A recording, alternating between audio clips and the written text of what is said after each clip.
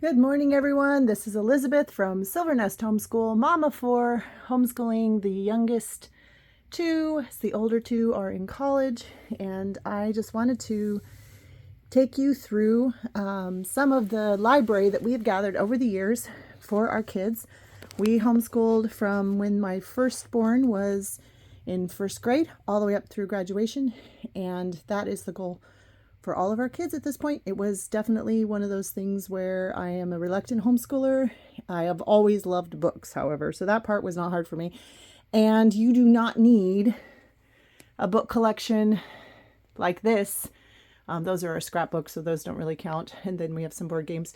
But you don't need a homeschool book collection like this to homeschool, okay, guys?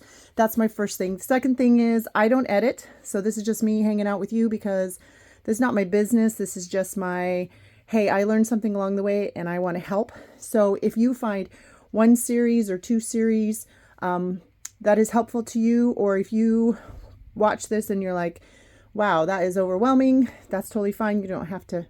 It's just kind of a fun, for me, kind of a fun thing to do in December, January season, New Year, to look at what other people have in their collections so that I can think through what I want to add to. I may have a book challenge. I think I ordered or bought about 100 books last year. Some of those, a lot of those were for me, and a lot of them were for my college students. They had required lists, and so that does include those college books. But this book pile here tends to be the things that have made it through the weed out process. And so all I'm going to do is go through one section at a time, pull off some books, tell you what I think about them and whether or not they're worth it and why they're still here. All right, so we're just going to start down here in this lovely little corner. And we're going to start with the Encyclopedia Brown series. So we have a lot of Encyclopedia Browns, as you can tell. I discovered Encyclopedia Brown when I was about third or fourth grade, and they were my absolute favorite series ever at the time. I wish I had had access to this many Encyclopedia Browns, but they did have them at my local library in my school, and so you are joining them. This is the very first book, Boy Detective, and what they do is they're short stories, and each one has a mystery that is solved by logic. And Mr. Encyclopedia Brown is the son of a police chief, and his dad even sometimes brings him home problems to solve. His best friend is a girl who's super strong, and she keeps him safe from the bully that often causes trouble. The artwork and everything is sort of more from the 50s. So I don't think they're written in the 50s, probably the 60s. And then in the back of the book are the solutions. So the reader can read it, or you can read it as a family, and then all of you can decide how come the detective has figured it out and try to solve it yourself before going to the back. His friends always give him 25 cents to help him solve their problems, and they're just super fun for that. I actually think the reason I'm really into mysteries to this day is because of the Encyclopedia Brown series. So there's a little bit of character development, but most of it is just formed on the logic puzzles. And thankfully, my youngest also really loved them. And so part of the reason I have so many is because I wanted them. As you can see, they came all the way back in time. So when I find the older ones, I'm really excited. I usually pick these up at thrift stores or in free piles. So I haven't purchased, I don't think I bought any of them brand new. They're all just kind of floating around and then just kind of kept them. All right, so this one falls into the same category. I'm not sure it will save, but it's the same idea. Great quick solve whodunit puzzles. You read and you figure out who did it. So good for logic. You could do a logic class using books like this, where they are doing like a logic workbook, and then you read one of the short stories and solve it together. So we have done some logic work with my kids before, but I always try to keep the Encyclopedia Browns just for fun. All right, other books on the shelf. All right, so yes, Beverly Cleary from Oregon. She wrote Ramona Quimby, age 8, and the whole series of the Ramona books, as well as the Ralph S. Mouse books. And the rest of these should be floating around somewhere else on these shelves. I do try to go through these every now and then and just put everybody back in order that has been moved around. But the idea behind this particular shelf was more American, classic, and logic. So these are just great books overall. You may have heard of them already, but they were written by a woman who set them in her hometown. And Ramona felt like me as a child, and I discovered them pretty young.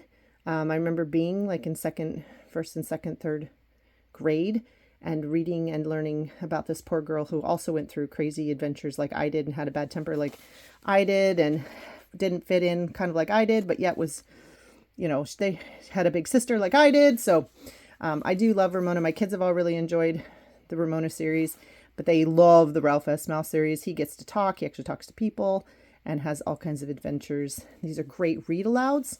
They are also great individual readers. I am so happy that my kids enjoyed these as much as I did. They're very funny, even though they have they just have some adventures that make you feel like you too were on the adventure. So, all right, other books. So the Hardy Boys have a couple of these. They were never really any of my kids' favorites, but I love the genre idea of Nancy Drew, Hardy Boys, from the original man who created this idea in the 30s, and he would get different ghostwriters to write his different series. So there was really no such person as Frank W. Dixon, in case you're all disappointed about that. But a variety of people wrote these series over time, and every now and then I'll come across a free one in this hard version, and I just feel the need to get them again. Then sometimes I get rid of them again, as my kids weren't interested and we have too many books. But then I enjoy reading them on occasion. A lot of them still are available at our local library, but I don't know, it's just fun to have some semi-mindless mystery. I never really got into the Hardy Boys as much as Nancy Drew, just because they're always together, and while their adventures seem exciting, they were never quite as exciting to me as the Nancy Drew ones, because they always seem to have a group around them. But yeah, Mystery of the Desert Giant. In fact, I'm going to put this in my to read pile because I'm in a current kick of this kind of genre right now myself. So, all right. What else we got? We got some art that was hanging in my son's room that he took down. Yes, Tom Swift and his Space Solartron. Okay, same kind of idea as the Hardy Boys. This is the new Tom Swift adventures from the 60s. My brother has this collection, and I'm always picking up new books for his collection, and then if I accidentally get one that he already has, then I tend to keep it. The idea, of course, is Tom Swift is super good at electronics and computers and all things, and so he originally, again, was written more in like the 20s, 30s, and then they updated him for the 60s and the space race. Super fun for kids that are into that kind of genre in general, and comparing and contrasting like what they thought science was going to be like, or what they thought inventions were going to be like in the 60s or in the 30s. He gets to do a bunch of stuff that, of course, a kid his age shouldn't be able to do, and that's always exciting. All right. We also have the Happy Hollisters series.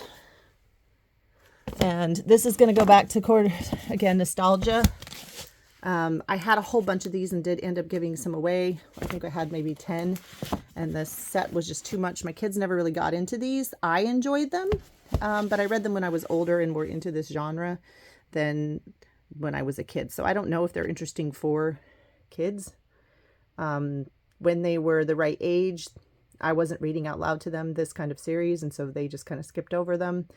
The merry-go-round mystery, but again, they're kind of a where you have a lot, the same characters over and over solving different mysteries, and they were a family in this case that are going through and solving different kinds of things. I love the artwork, but yeah, not as popular with my kids, though. They do fall in that idea of like formula fiction with mysteries attached. Also the Trixie Belden, same kind of thing. These are the republished versions. She goes around and solves things mystery on Cobbett's Island. These are actually way better written than I remember, partly because they were not set up to be the formula fiction, even though they had the formula. The actual author really did write these. And then they have Trixie Belden and the Mystery in Arkansas. But after a while, they were taken over by other people. So yeah, Trixie Belden, back to the nostalgic 50s and 60s. All right, other nostalgia from that time period. If you're teaching your kids to read, Amelia Bedelia is hilarious. Peggy Parrish was a school teacher, and Amelia Bedelia takes everything too seriously. She thinks you're doing exactly what you say. So if you say, put out the lights, then oftentimes she'll take the light bulbs outside and hang them on the tree. Or if it's a baby shower, she'll actually put water on the person who's having the baby, or change the towels. So she takes scissors and cuts up the towels.